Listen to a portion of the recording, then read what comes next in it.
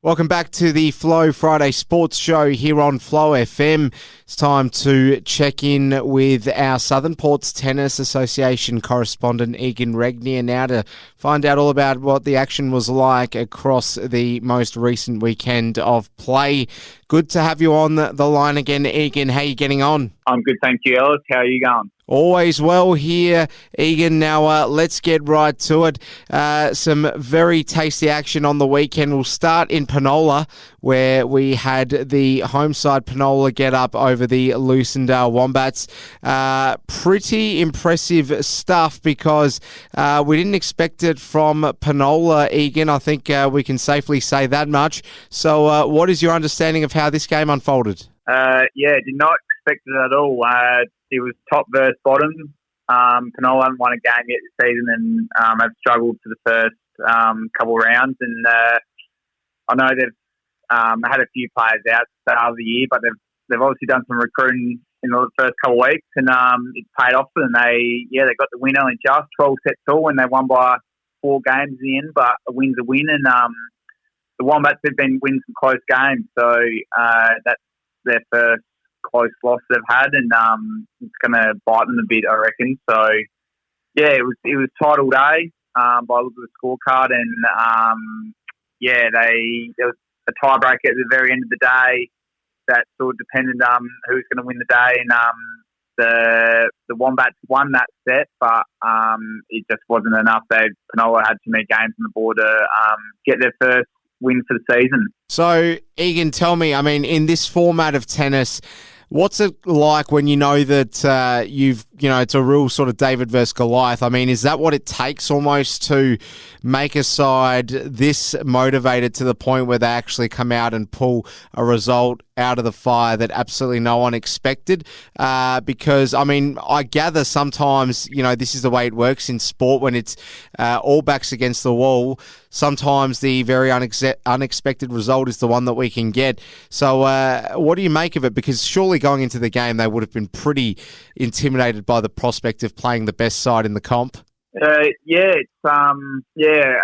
a tough one. Like, it seems, and not just this game, but every game that's been going on in the last couple of weeks is what side you really have on the day. It's if you have a few of your better players out, everyone's got to move up a spot on your team, and or if you get some really good fill-ins, then it takes a bit more pressure off some players as well. So I know Penola, they've got a few new guys have come into the side, and obviously that's taking a bit of pressure off for some of them people, and they get played down the order a bit more.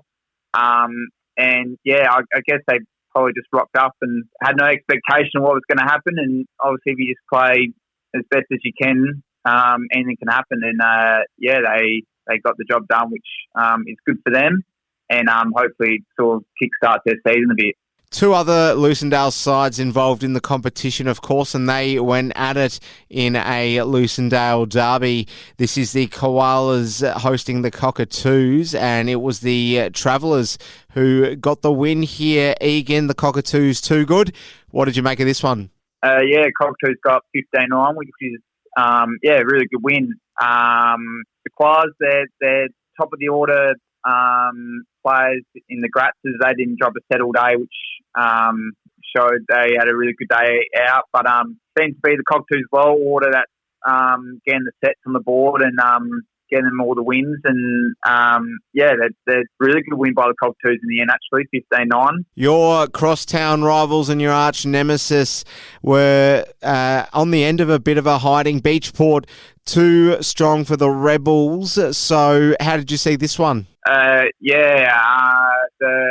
Spoke to a few of the Rebels during the week, and they said that Beachport had a few handy fill-ins come to the side. They only just escaped the side Saturday morning, Beachport, but they obviously got some good fill-ins, and that sort of set the tone for the day for Beachport getting the win. It was title day, I believe, and came down to the last doubles, and the Rebels just couldn't handle it, and Beachport ended winning the last 5 out of 6 set. So had a good win of 15-9 as well. There we have it. And moving along to discussing a game that was always going to be a pretty intense one and a close game too. Narracourt hosting Kingston. Two pretty good sides, but Narracourt at home, too good in the end. Were they good value for it, Egan? That would be my match of the round last week. And, Narracourt getting the win 14-10, which is a very good win by Narracourt.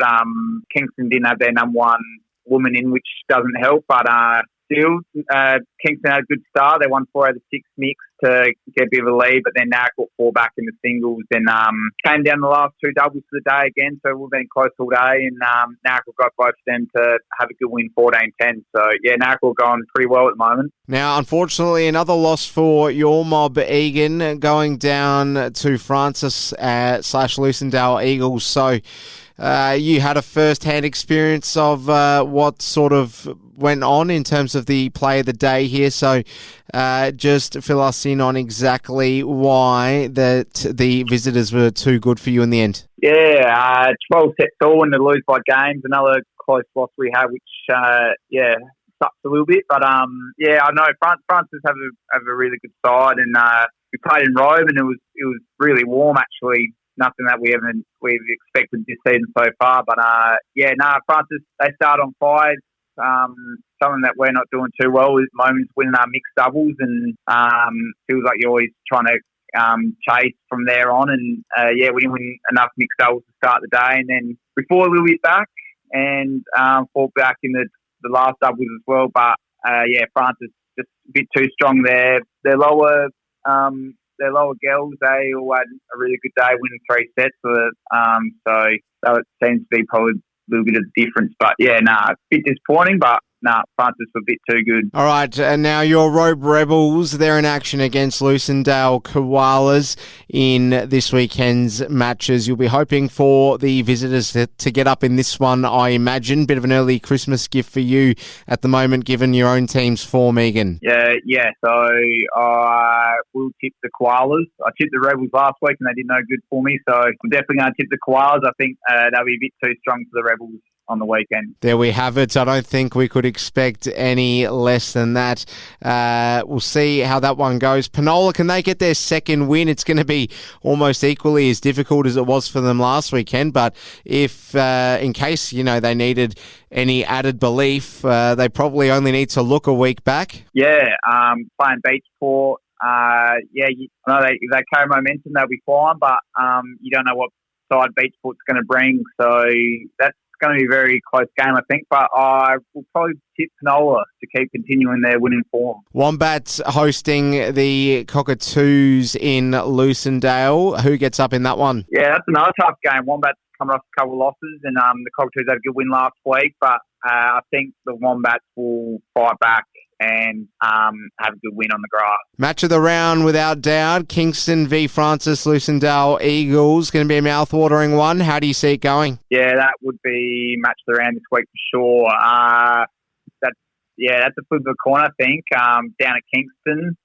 I probably just have to go towards Francis, seeing we played them last week. I think they'll just go over the line. Your mob up against Narracourt, going to be a hard day out, Egan, but obviously you don't need any more added motivation because you want to get that monkey off the back and correct the form slump right now. Obviously I'll tip the Roosters. We need to try our hardest to try and get back on the winners list and get a bit of form just before Christmas, and it's not going to be an easy game at all, but we'll travel down Narracourt and give our best shot, and hopefully we can cause a bit of an upset and get a win on the board. Egan Regnier, the correspondent on the Flow Friday Sports Show from the Southern Ports Tennis Association competition. Really appreciate your time. We'll chat next week. All the best on the weekend. Thank you very much.